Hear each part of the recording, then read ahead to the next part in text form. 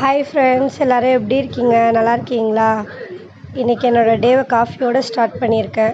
இன்றைக்கி காஃபி குடிச்சிட்டு சரி ஈவினிங் சமைச்சிடலாம் அப்படின்ட்டு தான் இன்றைக்கி கிச்சனுக்கு வந்தேன். எப்போவுமே கிச்சனுக்கு வரும்போது கொஞ்சம் க்ளீனாக இருந்தாலே போதும், நம்மளுக்கு சமைக்க வந்து தானாக இன்ட்ரெஸ்ட் வரும். அந்த மாதிரி தான் இன்றைக்கி வடை மசால் வடை தான் செஞ்சிட்ருக்கேன். எதுக்கு அப்படின்னா கொஞ்சம் வந்து நைட்டுக்கு சாப்பிட்டுக்கிறதுக்கு கொஞ்சம் வந்து வடைக்கறி செய்யலாம் அப்படின்ட்டு. அப்புறம் இன்றைக்கி என்னென்ன வடை வந்து மாவு அரைச்ச வீடியோ காட்டணும்னு நினச்சா கொஞ்சம் காட்ட முடியல, அதனால் சாரி. அதனால் இப்போ நான் என்னென்ன போட்டிருக்கேன்னு மட்டும் அதில் நான் சொல்கிறேன். கடலப்பருப்பு நல்லா ஊற வச்சுடுங்க, ஒரு 2 ஹவர் 3 ஹவர் அந்த மாதிரி ஊற வச்சுட்டு அதுக்கப்புறம் வந்து நல்லா அரைச்சிட்டு கொஞ்சம் உப்பு போட்டு அரைச்சிட்டு அதுக்கப்புறம் அதில் வந்து கொஞ்சம் வெங்காயம், காஞ்ச மிளகா, சோம்பு, உப்பு, கொஞ்சமாக ஒரு பிஞ்சு பெருங்காயத்தூள் சேர்த்துட்டு நல்லா நம்ம கையில் மிக்ஸ் பண்ணிவிட்டு அதுக்கப்புறம் எண்ணெய் நல்லா சூடானதுக்கப்புறம் வடை மாதிரி நம்ம தட்டிட்டு அப்படியே நம்ம எண்ணெயில் செஞ்சோன்னா கரெக்டாக வந்துடும் ஃப்ரெண்ட்ஸ். அதே மாதிரி மாவு தண்ணி ஆகிடுச்சினாலும் பரவாயில்ல. சப்போஸ் மாவு தண்ணி ஆகிடுச்சி நீங்கள் அரைக்கும்போது அந்த மாதிரினா கொஞ்சமாக அரிசி மாவு சேர்த்து கூட நீங்கள் வந்துட்டு வடை செய்யலாம், இன்னும் நல்லாயிருக்கும், இன்னும் மொறுன்னு இருக்கும். ஆனால் இன்றைக்கி அரைச்சிட்டு நான் உடனே செஞ்சேன் ஃப்ரெண்ட்ஸ். ஆனால் வடை அவ்வளோ டேஸ்ட்டாக இருந்தது. ஆனால் என்னென்னா எப்போவுமே கொஞ்சம் கடலைப்பருப்பு எடுத்து வைப்பேன், ஊற வச்ச கடலைப்பருப்பு தனியாக எடுத்து வச்சுட்டு அரைச்சதுக்கப்புறம் அதில் கொஞ்சம் சேர்த்துக்கலாம் அப்படின்ட்டு.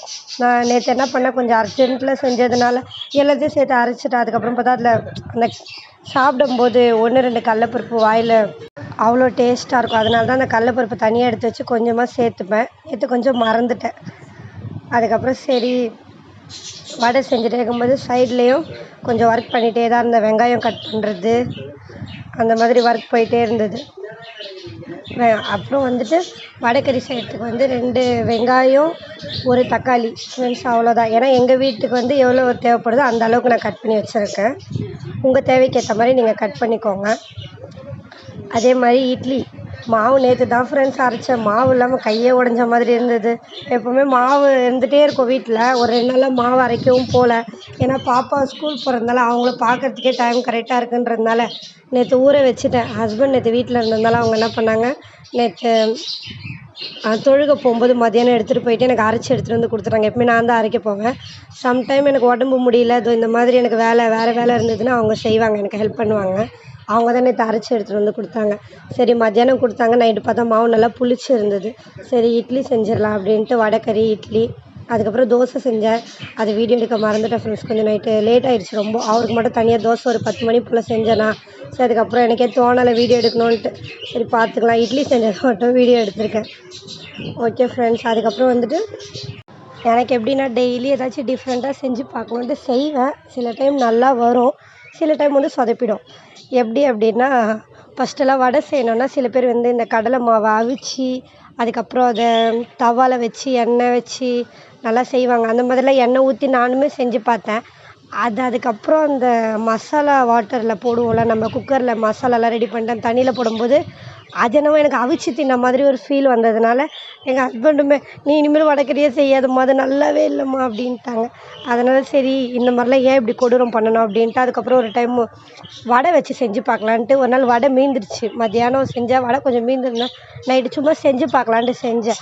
அதுக்கப்புறம் பார்த்தா அந்த வடைக்கறி சூப்பராக இருந்தது ஃப்ரெண்ட்ஸ். என்னாலே நம்ம முள்ள அந்த அளவுக்கு நல்லா இருந்தது. ஹஸ்பண்டு பாராட்டிட்டாங்க, நல்லாயிருக்கு அந்த மாதிரி. அதுக்கப்புறத்துலேருந்து தான் சரி டைம் போனாலும் பரவாயில்லன்ட்டு வடை செஞ்சுக்கிட்டேன். வீட்டுக்குமே கொஞ்சம் சாப்பிட்டுக்கலான்ட்டு வடை செஞ்சுட்டு அதுக்கப்புறம் கொஞ்சம் வடையை எடுத்து நல்லா உதுத்து போட்டு வடைக்கறி செய்வேன் ஃப்ரெண்ட்ஸ். ஆனால் அவ்வளோ டேஸ்ட்டாக வரும் இந்த வடைக்கறி. ஆனால் மசாலாவும் அதிகமாக யூஸ் பண்ண மாட்டேன் நான். கொஞ்சம் மசாலா தான், ஏன்னா வயிறு கெட்டுடும் ரொம்ப. ஒருத்தவங்க இந்த மசாலா அந்த மசாலா எல்லா மசாலாவும் போடுவாங்க, அதெல்லாம் போட மாட்டேன். நான் என்ன மசாலா போட்டிருக்கேன்னு சொல்கிறேன் ஃப்ரெண்ட்ஸ். ஃபஸ்ட்டு ஒரு 2 டீஸ்பூன் எண்ணெய், 2 டீஸ்பூனில் 3 டீஸ்பூன் உங்களுக்கு ஏற்ற மாதிரி எண்ணெய் வச்சுக்கிட்டு அதுக்கப்புறம் அதான் சொல்லியிருப்பேன் வெங்காயம் தக்காளி பட்டை லவங்கம் மறந்துட்டேன் ஃப்ரெண்ட்ஸ். பட்டை லவங்கம் எல்லாம் போட்டுட்டு அதுக்கப்புறம் வெங்காயம் நல்லா கண்ணாடி பதம் வந்ததுக்கப்புறம் கொஞ்சமாக இஞ்சி பூண்டு பேஸ்ட்டு அதுக்கப்புறம் நல்லா வதக்கிட்டு அதுக்கப்புறம் தக்காளி போட்டுட்டு கொஞ்சமாக வதக்கி விட்டுடணும் ஃப்ரெண்ட்ஸ். வதக்கி விட்டுட்டு மஞ்சள்தூள் தக்காளிலாம் போட்டு நல்லா வதக்கிட்டு அதுக்கப்புறம் தனி மிளகாத்தூள் மட்டும்தான் ஃப்ரெண்ட்ஸ் நான் சேர்ப்பேன், வேறு எதுவும் சேர்க்க மாட்டேன். தனி மிளகாத்தூள் மட்டும் சேர்த்துட்டு நல்லா காரத்துக்கு ஏற்ற மாதிரி சேர்த்துப்பேன் ஃப்ரெண்ட்ஸ். சேர்த்துட்டு நல்லா அது பச்சை வாசனை போனதுக்கப்புறம் தண்ணி வந்து நம்ம எடுக்கிற வடைக்கறியை பொறுத்து. இப்போ எனக்கு நான் கொஞ்சமாக 1 கப் எடுக்கிறதுனால அதுக்கேற்ற மாதிரி நான் தண்ணி ஊற்றிருப்பேன் ஃப்ரெண்ட்ஸ். ஏன்னா 1 கப் வடை தான் நான் போட போகிறேன் உதுத்து, அதனால் ஃப்ரெண்ட்ஸ்.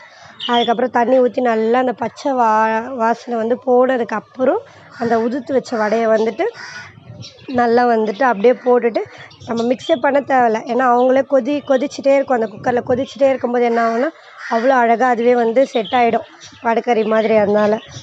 அதனால தான் ஃப்ரெண்ட்ஸ் இவ்வளோ வேலை இருந்தாலும் பரவாயில்லன்ட்டு வடைக்கறி என்னைக்காச்சும் ஒரு நாள் தான் வடைக்கறி செய்வேன். அப்போ செய்யும்போது இந்த மெத்தடு தான் எப்போவுமே இப்படி தான் செய்வேன் வீட்டில்.